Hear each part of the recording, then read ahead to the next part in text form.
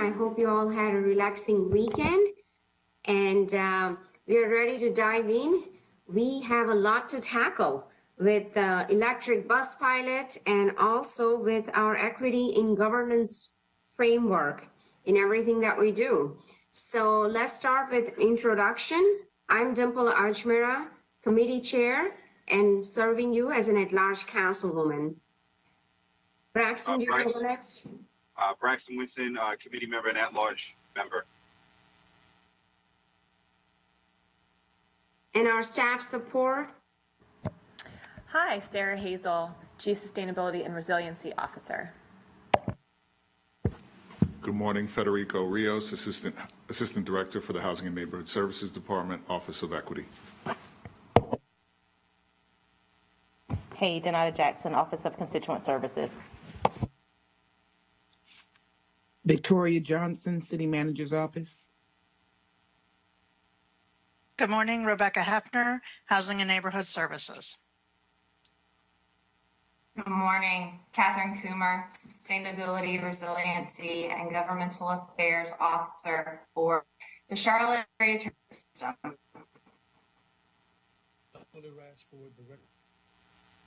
Committee.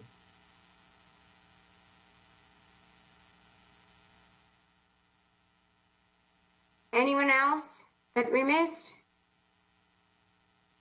All right, looks like we got everyone. Well, before we get into the content of the meeting, I wanted to recap our conversation from our February 8th strategy session.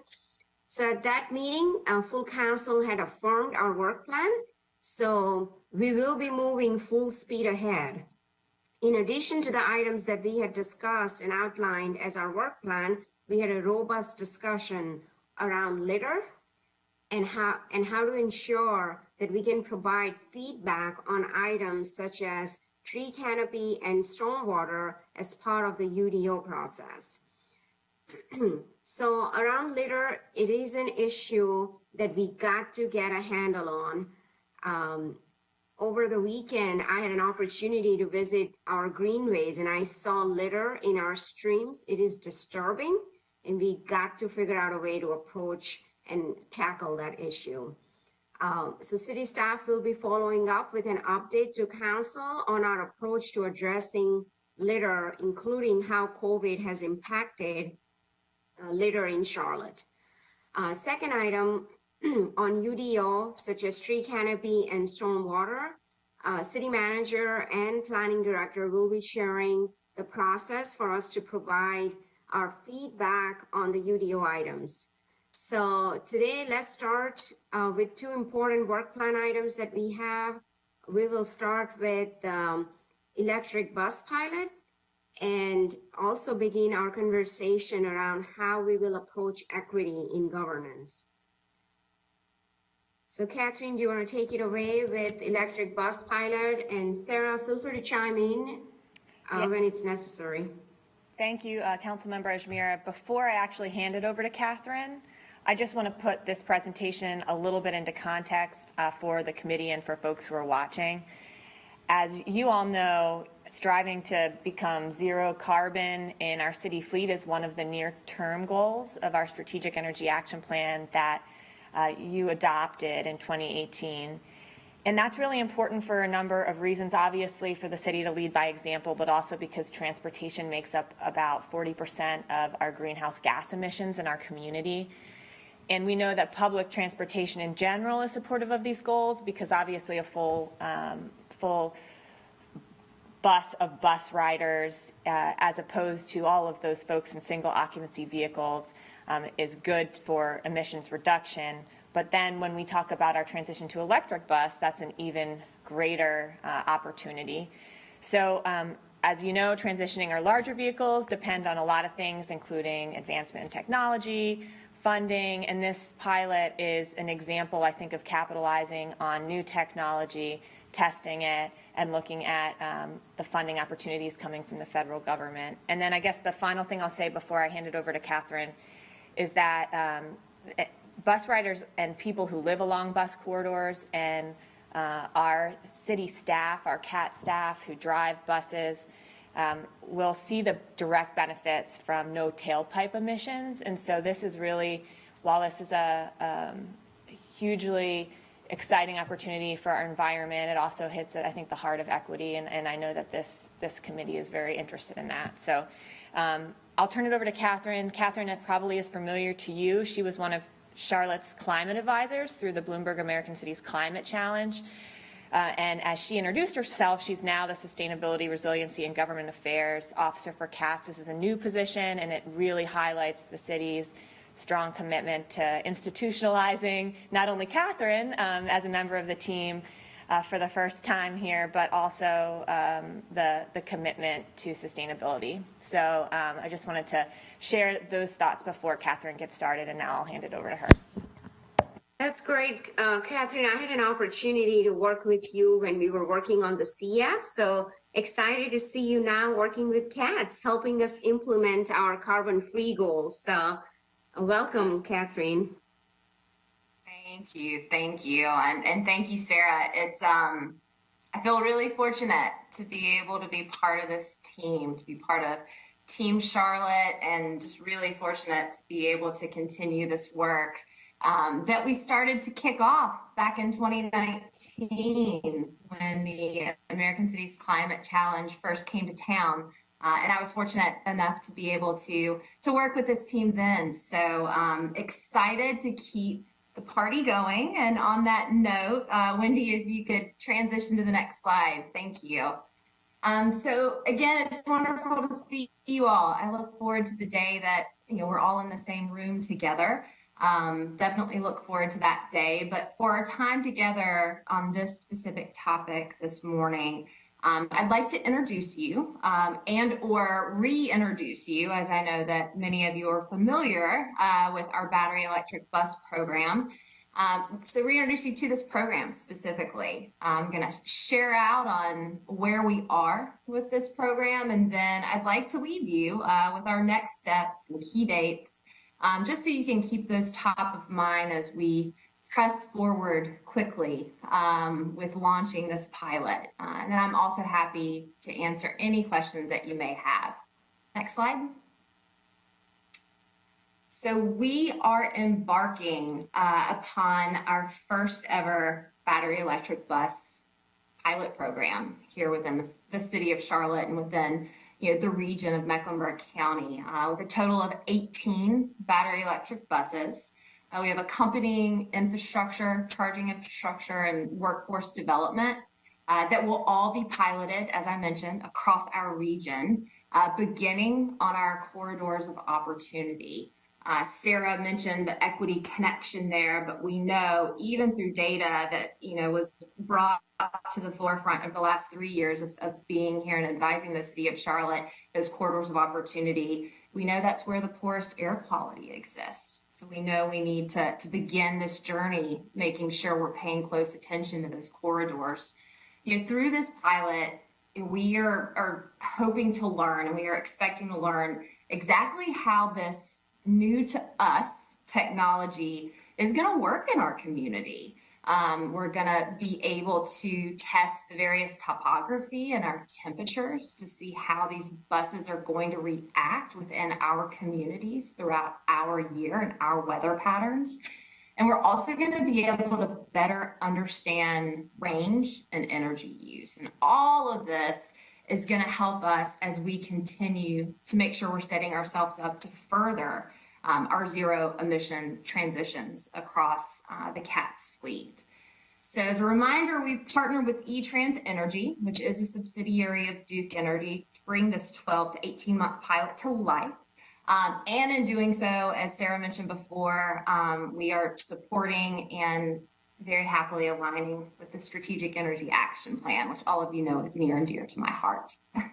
Next slide.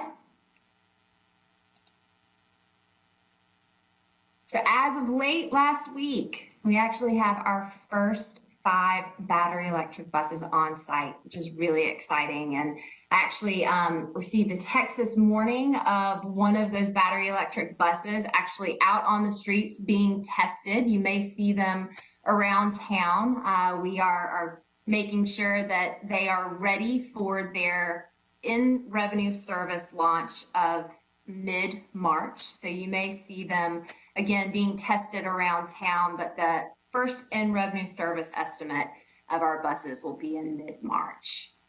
Next slide. But if you're like me, I always like to be reminded of how we got to where we are. So I thought it would be valuable to take you on a brief timeline adventure to answer some of those questions if you are also having them. And we're going to start in 2019, which again was the first year that I was able to come on board as a climate advisor. So that's a year that sticks into my mind for a multitude of different reasons. But this was also the first year of the CAP.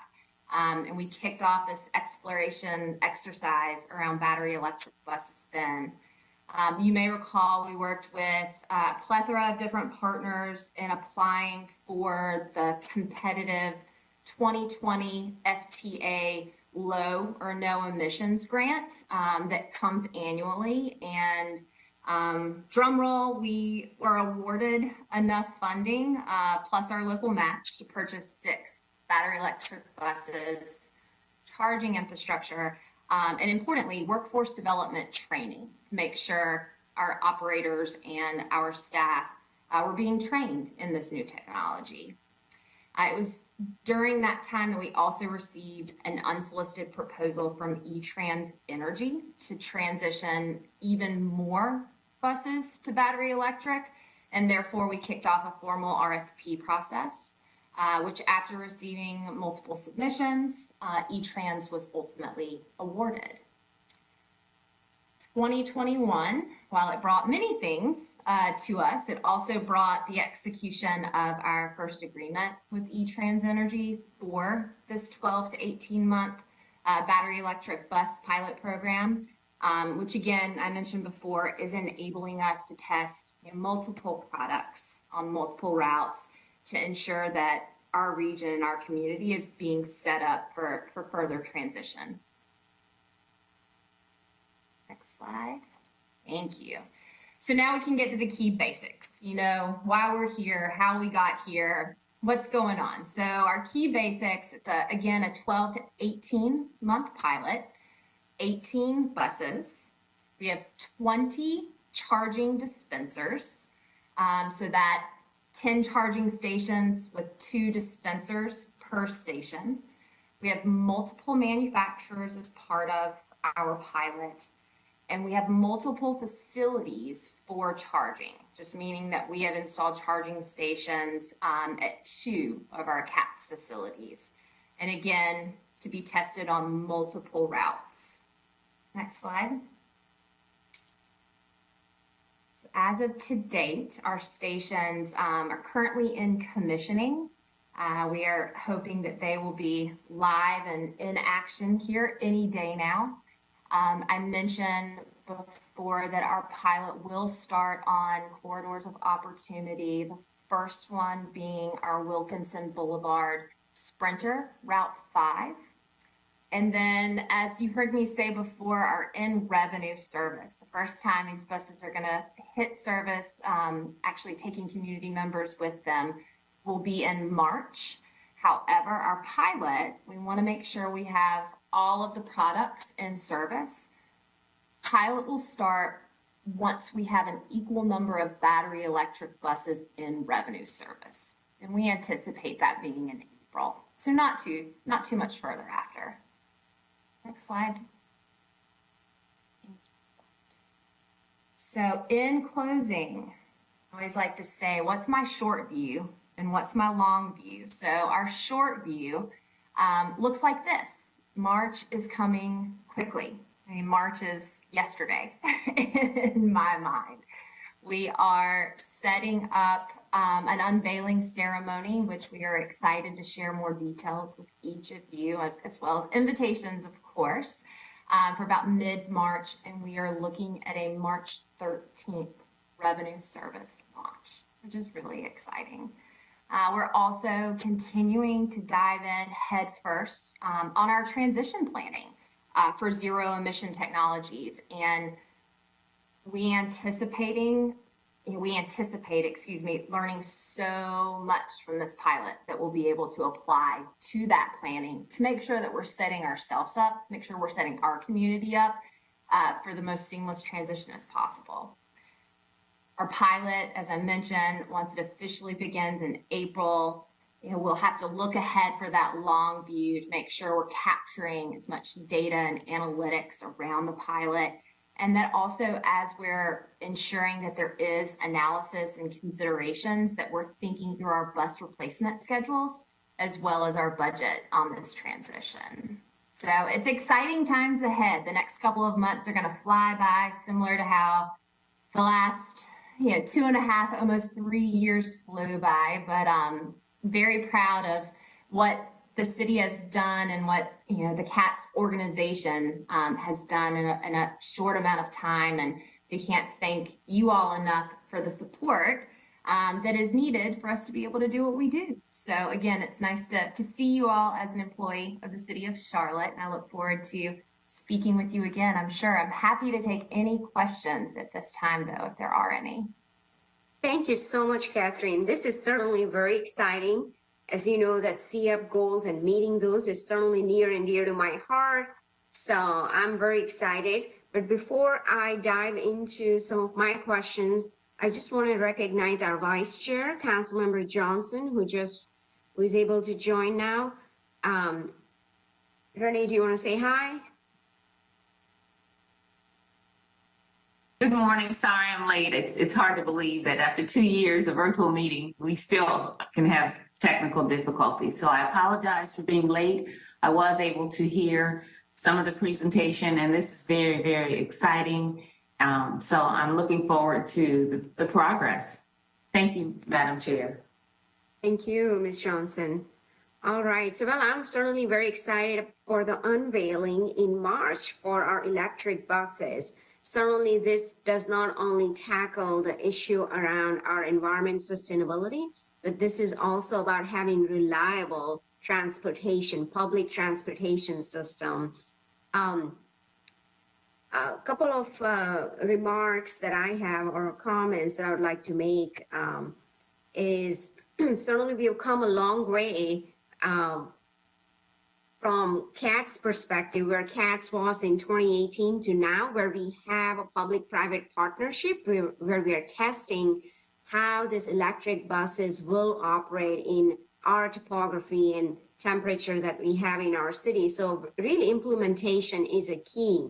I mean, we have all these plans, but if really implementation is where the rubber meets the road. So great to see that public and private partnership for us to tackle our CF goals. You said, can you just go back to the slide where we have, did I hear 20 buses? I just want to go over that slides where all the numbers are at. Yeah, it's probably maybe slide 6, please, Wendy. Awesome. So it's 18 buses, but we have 20 charging dispensers. So we could charge more than 18 if they were all charging at the exact same time. Got it. And so this purchase expense of $22 million, was that from our allocation towards sustainability and our CATS? Yeah, great question. So the $22 million is capital investment, so the federal, state, and local funding, CATS, capital investment, and as well as local operating investment. Okay, I'd be interested in seeing the breakdown of what was the private, what was the federal, and what was the federal match, and what was our local CATS capital dollars. Yeah, but otherwise, it's certainly very exciting, and I'm very appreciative of the fact that we are starting with an area where clearly there is report that shows there is a higher air pollution in our city. Clean Air Carolina had done a great report in clearing the air in historic West End area, where certainly there is more air pollution than other parts of our city. So it's great to see that we are starting out with our pilot in one of those corridors. So I appreciate that. So, Mr. Winston, do you have any comments, questions? Yeah, yes, thank you. This is obviously very exciting, and glad to see the work, that snowball kind of rolling downhill and growing with our efforts with this. One of the promises of battery operated vehicles is that it takes less maintenance costs, right? There's not an engine, and there are less moving parts. But nonetheless, this is new technology, and there is new workforce kind of skill sets that are needed. It was mentioned a bit about the training that is going on, but we know kind of from a bigger picture, workforce is a concern at CATS. Really everywhere, the labor pool is tough in general, but specifically at CATS. This is something that we talked, the manager and the CEO talked about over the past couple weeks. Knowing that this is new technology and knowing how, new modes of transportation at CATS depend on that workforce and can be severely affected by it. Can staff speak a little bit more in depth about the status of our workforce development to support these vehicles and keep them on the road? Is this going to be a situation where we are hiring a new section of workforce to support these buses and infrastructure? Or are we transitioning existing workforce? And how are we kind of managing all of those things, whatever direction we're going, given the constraints, the current workforce constraints at CATS and in general? Councilmember Winston, good to hear your voice. Great question. Thank you. We are ensuring that our existing workforce is trained in this new technology, making sure that they have the tools that they need to be able to operate and maintain these new products that we'll have. I'm happy to get with our training lead on specifics regarding the training that they've gone through thus far, the number of individuals that have been trained, if that would also be valuable for you. It would be definitely.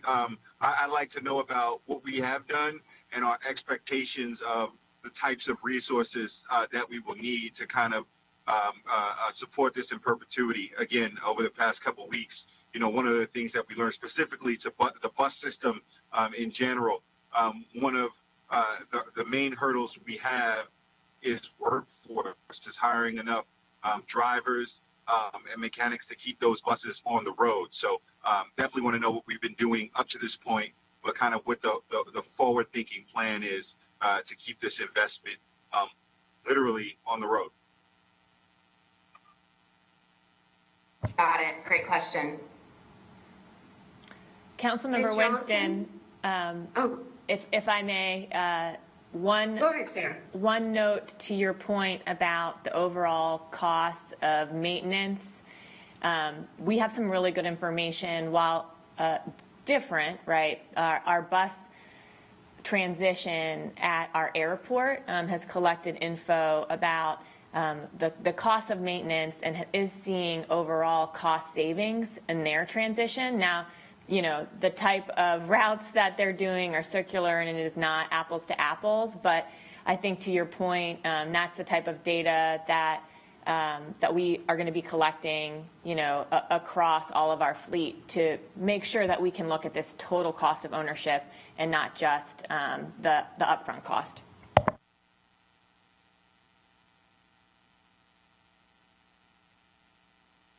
Thank you.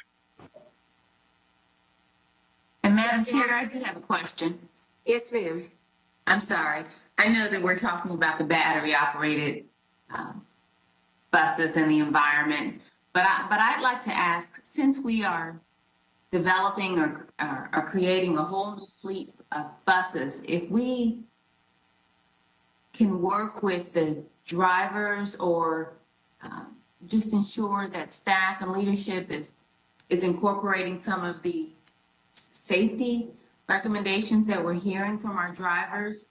I just want to make sure, since we are developing a new product, that we're considering some of those challenges and that we're trying to improve them. So I'm sure there's work behind the scenes, given the issue with Mr. Rivera and the concerns of the drivers. But I want to make sure that we keep that lifted up as we're moving forward.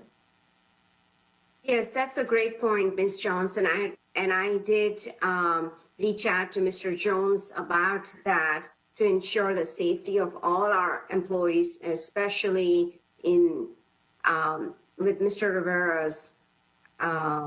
So I think that's a conversation probably full council will definitely be interested in hearing from our city manager with an update on what we are doing to keep our bus drivers safe. So, I mean, that was not a charge for the committee. So, Sarah, if you could please ask Mr. Jones to add that. I'm sure that's already scheduled, but maybe just provide us an update on when that discussion will happen, so that we can stay focused on the work plan that we have for this committee. Will do. And I understand that, and absolutely, and I wasn't trying to detract, but I'm just saying, as we're developing a new fleet, if we are going to put shields around the drivers or anything, we just need to make sure that we're considering that and as we're developing processes. Thank you. Yes, no, I think that is important, and we do need to address that. So we can ask for an update from our city manager on, and I'm sure all of our colleagues are interested in that, in here. So anything else on electric bus pilot? Okay, if not, Sarah, are we ready to move forward on our next topic, which is equity in governance? Yes, we are. So I will just hand it over to Federico Rios. Good morning, Madam Chair. Again, Vice Chair and Committee Member Winston, I'm grateful for the opportunity to be able to offer up this morning's presentation. So if we can move to the next slide. Again, today's purpose is really to provide you all with the background information related to equity. So what are the foundational concepts that tie back to this body of work? What have our city efforts been to date? And really dig into what other cities have done and what we can pull from as best examples that body of work. The goal is really to set the foundation to begin a larger discussion around what an equity framework could look like for the city. I'd be remiss to not thank the equity steering team, including staff on in my office, Lacey Williams, for the work that they've done. The equity steering team works towards ensuring that all of our members of staff, the 8,000 employees that make up the organization, are duly supported in really strategic ways. And these individuals are content experts and departmental leads and serve as an invaluable resource to this work. Moving on to the next slide. Any work related to equity really must start with definitions. You all are familiar with our equity definition that is listed here as it was captured in our diversity, equity, and inclusion report. The other definitions, along with the definition that we used in that report, are commonly used. These are definitions that are used and accepted in government, academic, and corporate environments related to this type of work. And so in order to ensure that we progress through this work in the right manner, we have to have shared definitions. And so these definitions are invaluable in continuing with our efforts.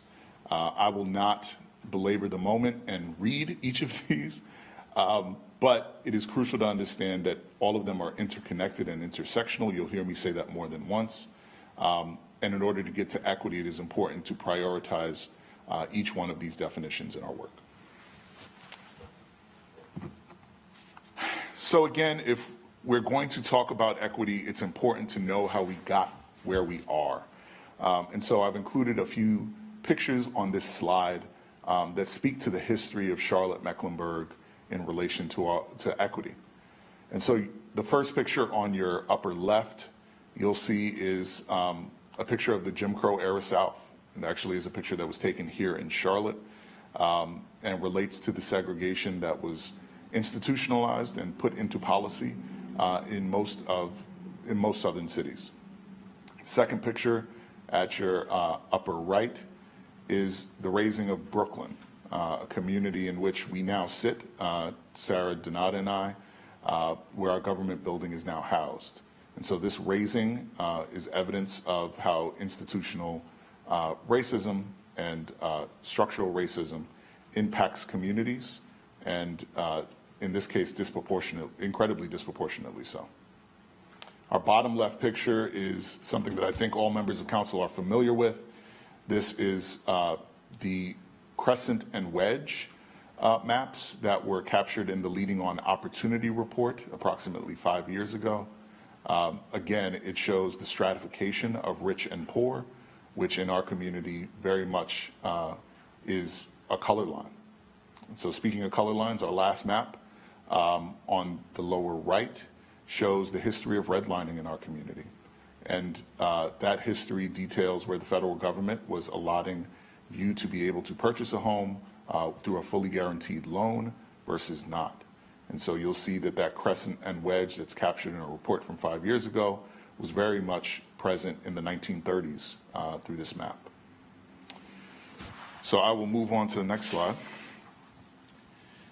I think it's important also to recognize that you all as council members have done an amazing amount of work to undo what we've seen in the previous slide. So all of these efforts, which are really within the last 3 to 4 years of your work, are detailed efforts in trying to dismantle the structural racism that was evident in policy that existed far beyond my time here with the city. And so I'd be remiss to not also add our ADA work, our language access policy work, our housing locational tool, the CAP plan that was just mentioned earlier, Access Charlotte, and a plethora of other programs that council has directed the city towards. These programs are noteworthy examples of our intentional work towards dismantling the structures that were represented in the previous slide, as I mentioned. It's absolutely crucial for this committee to think of this enormous body of work as equity-centered and driven. We have not taken the time to really frame out that this is equity work. What you all of council members have led us to is work to dismantle what existed before. And so, one, I applaud you all for that effort, but two, I also want us to recognize that it's appropriate and in my opinion, truly necessary for us to begin to frame this body of efforts as equity work, equity-driven and then equity-centered. Going to the next slide. I wanted to, again, offer up something that we as an organization have been committed to.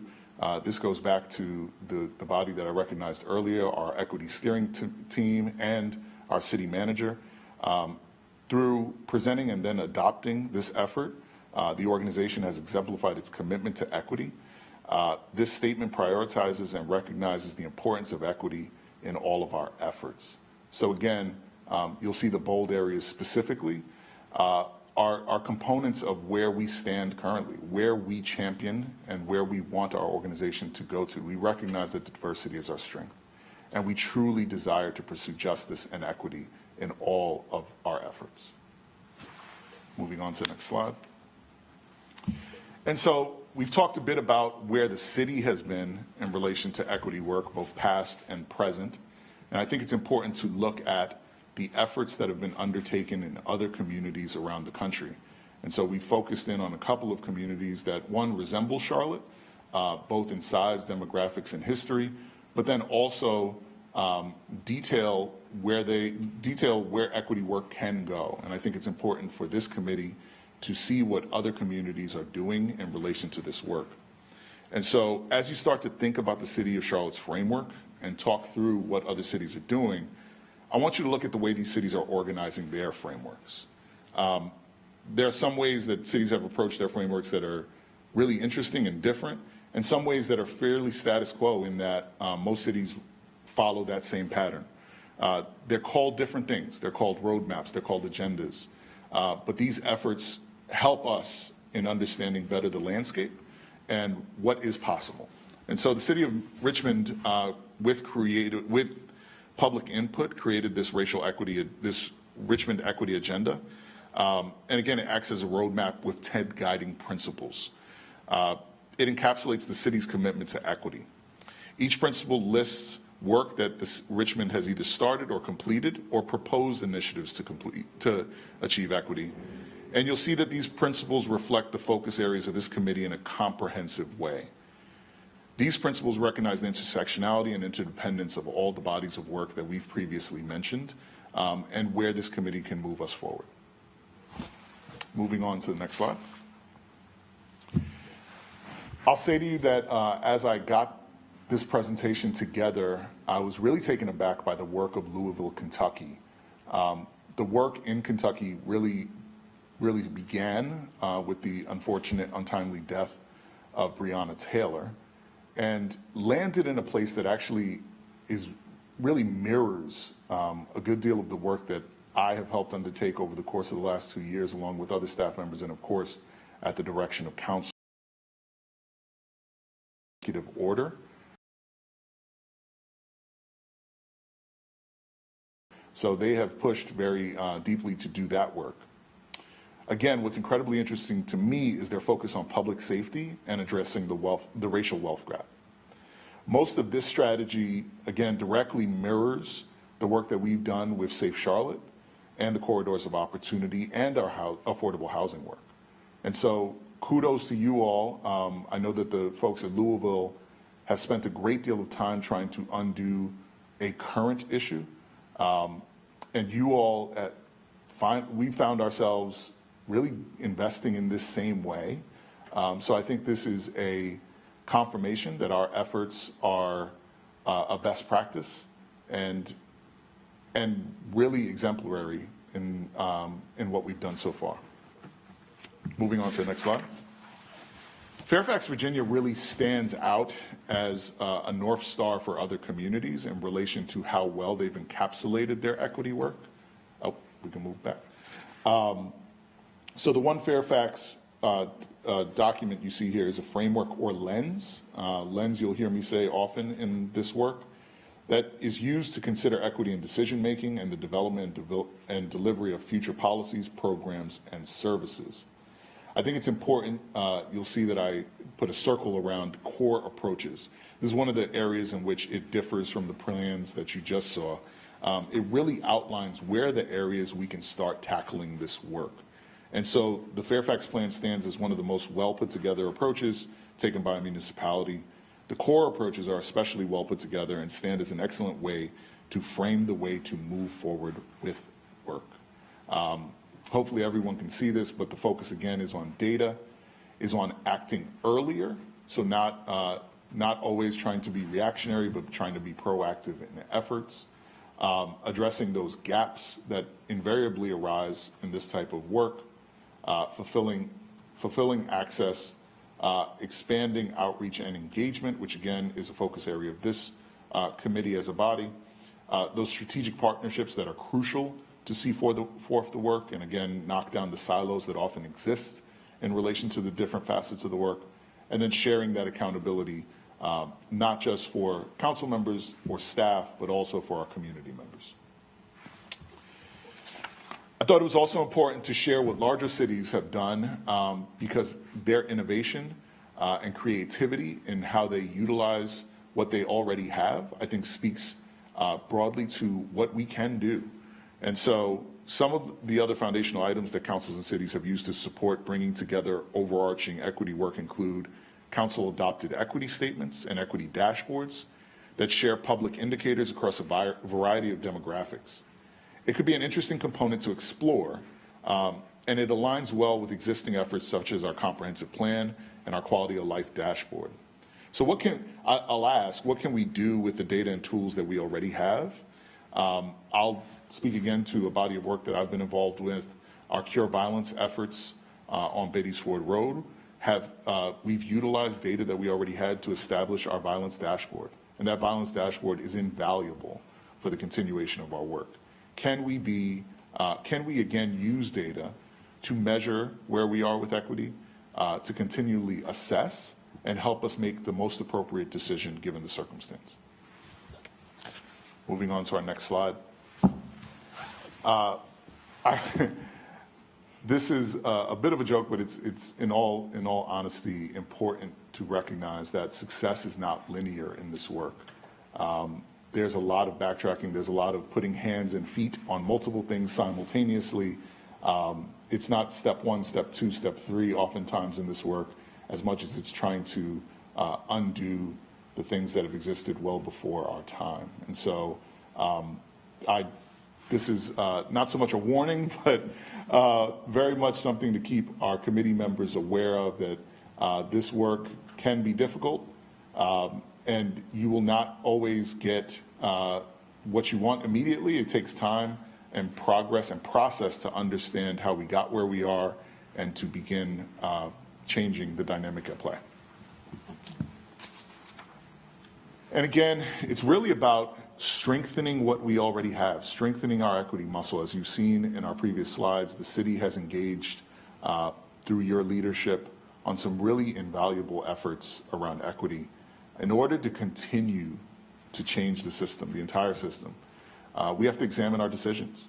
We got to look at how we make those decisions, how we look at the individuals that are burdened or most affected by those decisions, and it's important to have a check and balance at every point through the process. With that, I'd love to open up the opportunity for a discussion. I'd love to hear what resonates with our committee members, and based off of the information you provide us,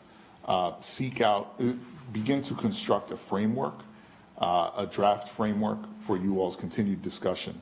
I would add to this question about what resonates. How do you envision your equity work, your equity framework could be utilized in the decision-making process? So as you establish this work, as you look to construct this framework, how could you use it? I think it's important whenever you pick up a tool to know what you're going to apply it to, right? Wrenches can't go with nails, and screwdrivers can't go with some other plumbing metaphor that I can't remember at the moment. But it's really important to know how you're going to use the tool that you're hoping to pull out of your toolbox. So with that, Madam Chair, I'd love to open up the opportunity to hear what resonates with you all and how you could use this tool. It's so much, Mr. Rios. This is an important work to right the wrong. And for me specifically, I think everything that we do, all the decisions that we make, from housing, public safety, jobs, to CAP, to transportation, infrastructure, has to be looked at from equity lens, equity driven and equity centered. So I will ask our committee members to chime in here, Mr. Winston, and followed by Ms. Johnson.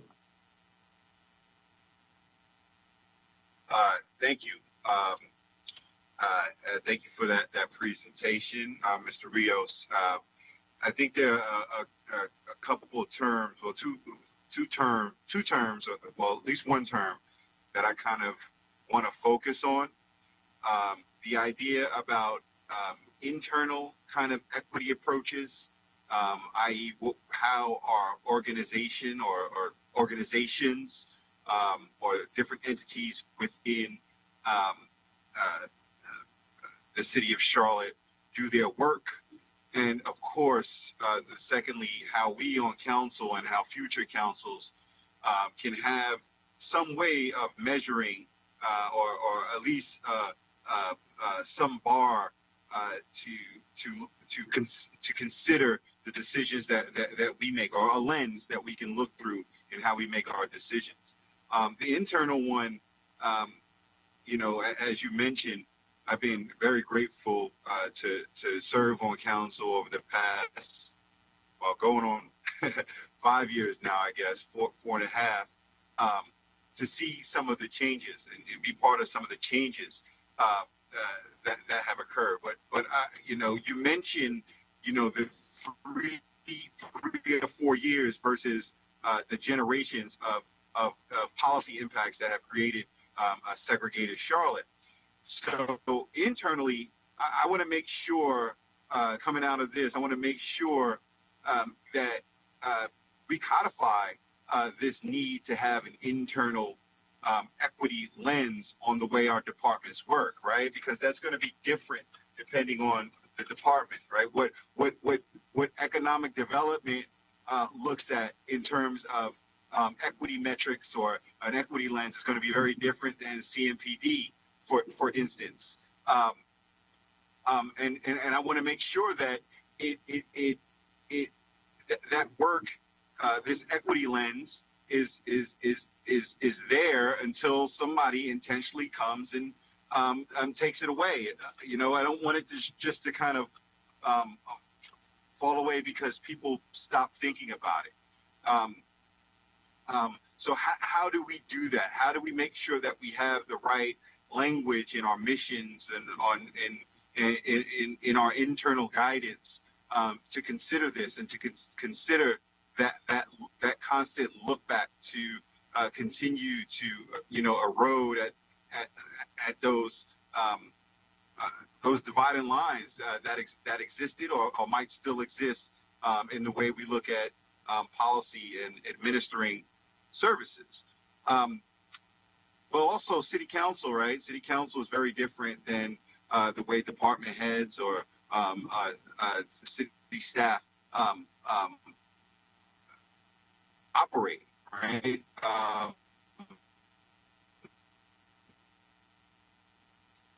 We get to have a level of substance, and that should always be there as an elected body. But we often do look towards the guidance of experts and processes to base our decision making. From time we've done some things in different legislation. For instance, in the equitable growth framework in the comprehensive 2040 plan that is starting to inform the way we look at the many different decisions that we have to make when it comes to planning. But how do we create more processes for city council to be able to put on that lens in our external decisions when we're looking at the way we approve contracts, the way we go into our budget process, the way we measure the wisdom of entering into certain public-private partnerships. These are things that, as Federico said, are going to be really difficult. It's not going to be linear, but I hope we figure out at least a framework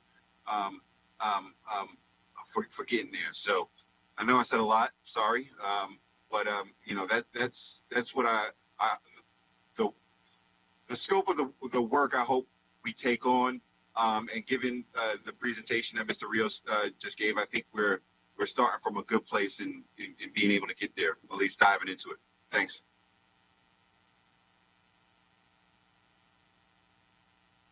Thank you, Mr. Winston. Ms. Johnson? Thank you, Madam Chair. So this is a lot of great and powerful information. It's such an honor to be a part of a council that's really making or intending or to make these changes to undo the wrongs from so many years. When we say equitable lenses, I envision some type of checklist. Like every decision that we make should be looked at and measured by this checklist. But it's a lot of hard work. This is so profound because this is our life. We see things from people of color from an equitable or inequitable position, or so we can see these things. And so how do you quantify that? It's very challenging work. I'm excited by the current process, but I almost see it, for example, the CMPD hiring process.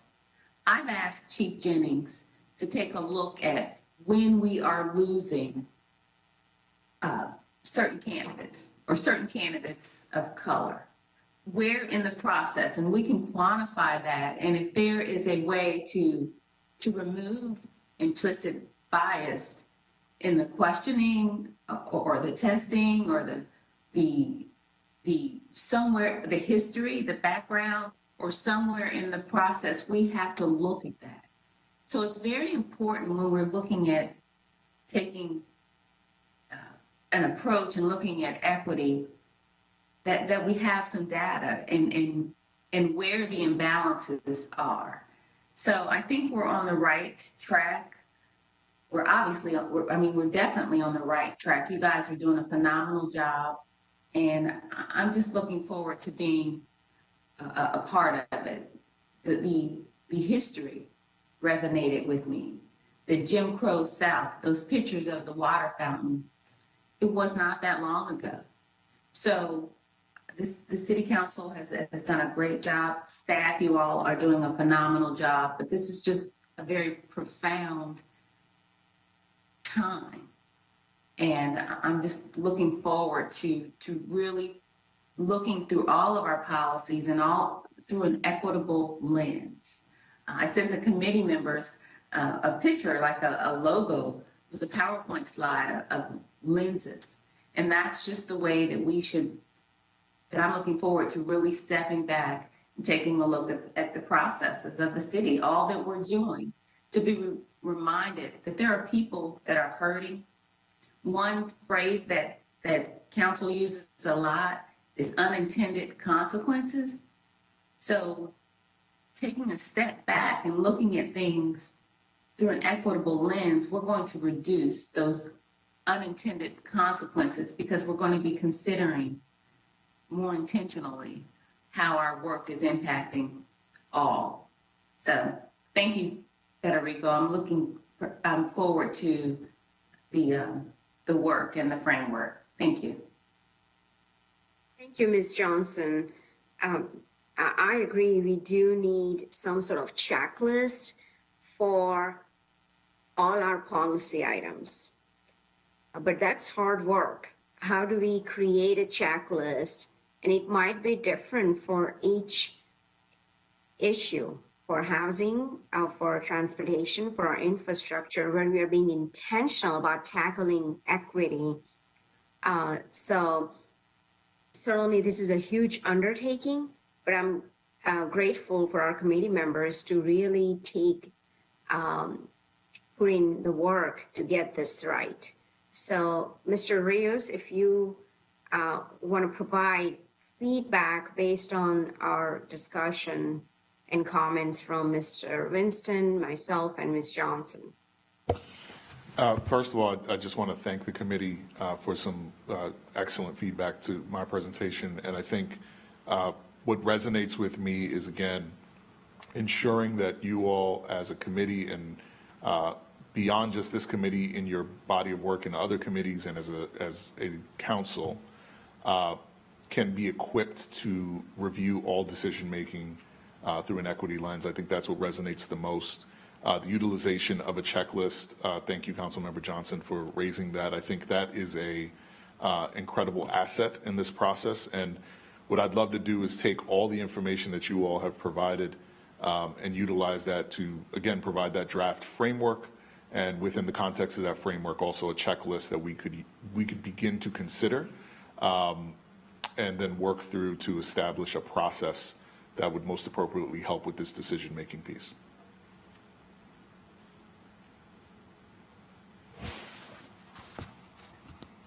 Madam Chair?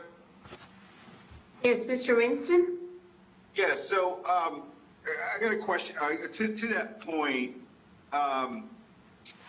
staff or Mr. Rios or Ms. Hazel or whoever wants to chime in, since this, equity is such a massive, such a big word by itself, but when we're talking about all the different ways we can kind of dive into this from a city of Charlotte standpoint, whether it be internal or external, what do you need from us in terms of how do we prioritize this? I guess, right? Like, I think of all the ways, we can, all the bites that we can kind of take first or second or third, for instance. I know, Ms. Johnson, many folks on council, but Ms. Johnson and I are here, and we know reentry is something that is very important to us. And it is a huge issue around equity. And I know as this conversation, gets brought to council, you're going to start to get, questions from council members. Well, how do we deal with this? How do we prioritize this subject? How do we kind of work through that to make sure that one, you have the tools that you need, but you have the right guidance, and that this work kind of is perpetually moving forward, and doesn't necessarily get hung up by specific requests of council, I guess. Yeah. If that makes any sense. Yeah, I'm probably going to be far too circuitous and complimentary in this, but I think the formation of this committee is the first step. And I think maintaining a high-level approach, so ensuring that we're looking at this structurally, is going to be key. So again, establishing a framework and creating that checklist that you all can embed through every committee that you as individuals are a part of, and then as a council you make decisions through, I think is crucial. So I think you're right on track to go where you intend to go, Councilmember Winston, which is to embed this process in all of the decision making that occurs through council. Thank you, Mr. Rios. So what are the next steps for this committee based on the robust discussion we just had? Next steps would be, and I may be jumping ahead of Sarah here, but next steps would be to come back to you all with a framework at our next meeting. And I will take a stab at the checklist as well and get your insight, and we can change things if necessary, but really seek out your input as experts, as members of council, and then utilize, and as we facilitate and create that and get it together, then we would talk about what next steps would be after that. Perfect. And Councilmember Ajmira, Chair Ajmira, I would just suggest that Federico presented some great information today. Now you all have the slide deck and you see some of the practices and core approaches from other cities. If you have additional insights, for example, Vice Chair Johnson, you talked a little bit about really appreciating the concept of using that lens. Those are the types of things, if you have additional comments like that, please let Federico know, because we'll use those insights to put something out there for you to react to. Ms. Johnson? Thank you. I do have just one thought.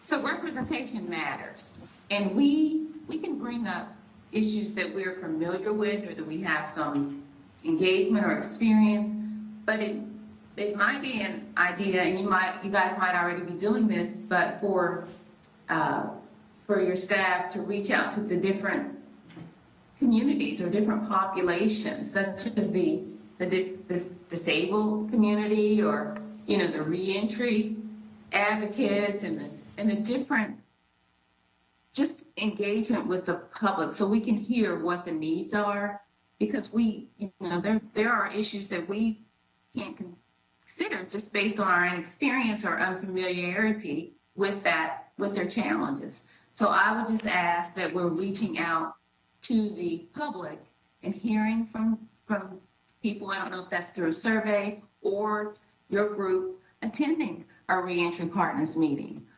Again, the Disability Caucus or other groups, so we can hear from them, so that we are incorporating those considerations into any checklist or our framework or processes.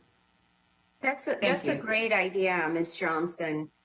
I remember when we were going through our CEP process, we had stakeholders group that provided feedback along the way to make sure we got it right. So, Mr. Rios, if we can put together stakeholders group for equity framework of comprised of many members of our community, someone from, obviously from our faith community, from our groups that Councilmember Johnson mentioned, Councilmember Winston mentioned, reentry groups. So that we can be, so we are listening to all of them and creating a comprehensive framework. Certainly, Councilmember Johnson, Councilmember Winston, and I are not experts in all of all the areas. So it's great to have support from staff, but I think we do need to listen to community, and we have to be intentional as we develop this framework to not leave anyone behind or any group behind. This might be a silly question, but didn't we form some type of an equity committee coming out of the Comp 2040 plan? I'm not aware of that, but I know there is a community benefits coalition that I'm aware of, but that might be a question for our planning staff to see if there is already a committee. And that I'm sure we have, if we work with Mr. Ratchford, he already has a list of constituency groups that he reaches out to for various policy items. So Mr. Ratchford, I would be interested to hear how do we go about engagement currently?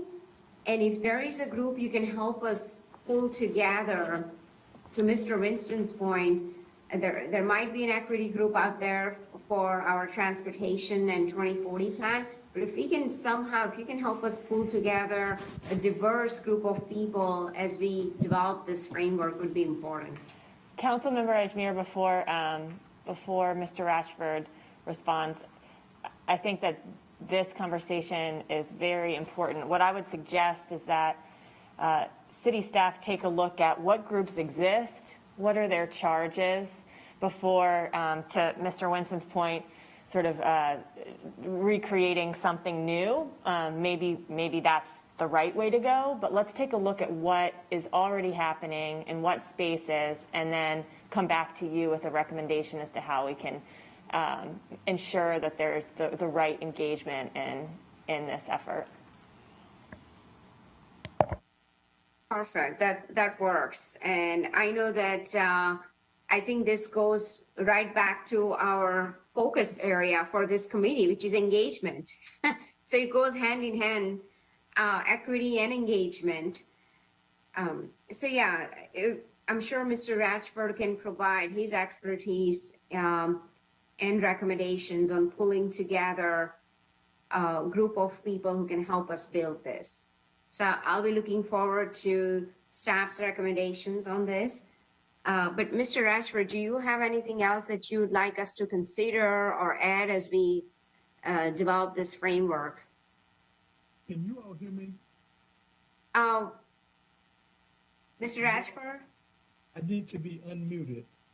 Yes, you are unmuted. It's just, could you speak a little louder because I'm not able to hear you clearly. Okay, can you hear me now? So, Mr. Ratchford, it's Ms. Jackson. If you are not connected to your microphone and you need to switch your audio, or your laptop may be shut and you're talking through your laptop and you need to switch to your webcam microphone. Okay,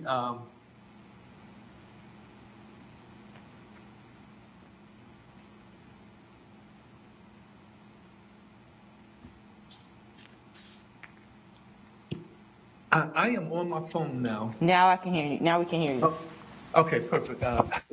Thank you, Councilwoman. The Community Relations Committee would be absolutely thrilled to work with Federico and his group and with you all to pull together what I would call a stakeholders group. I really like the fact that you all, in thinking about this, as you think about diversity, equity, and inclusion, I think one of the problems that many cities in the past have made is that as we make plans to address those three issues, we have always failed to also include the groups in our community who are most adversely impacted by a lack of diversity or inequities and not being included. And so to have some stakeholder groups that would consist of grassroots organizations and people who are affected by this, as well as city staff and other community organizations would be a great thing for this process. And Federico and I will be getting together to begin to pull that group together. Thank you, Mr. Ashford. Sarah, anything else? I have nothing here. I just think this has been such a great conversation. We will huddle as a team and come back with you with some recommendations based on this conversation, both around the framework and also the engagement process. Sounds good. All right, so Mr. Winston, Ms. Johnson, anything else before we adjourn?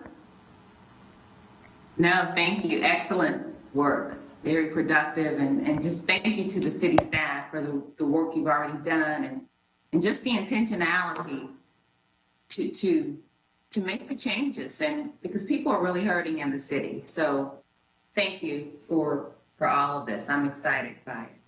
Thank you. Nothing further. Thank you. All right, thanks everyone. Meeting is adjourned.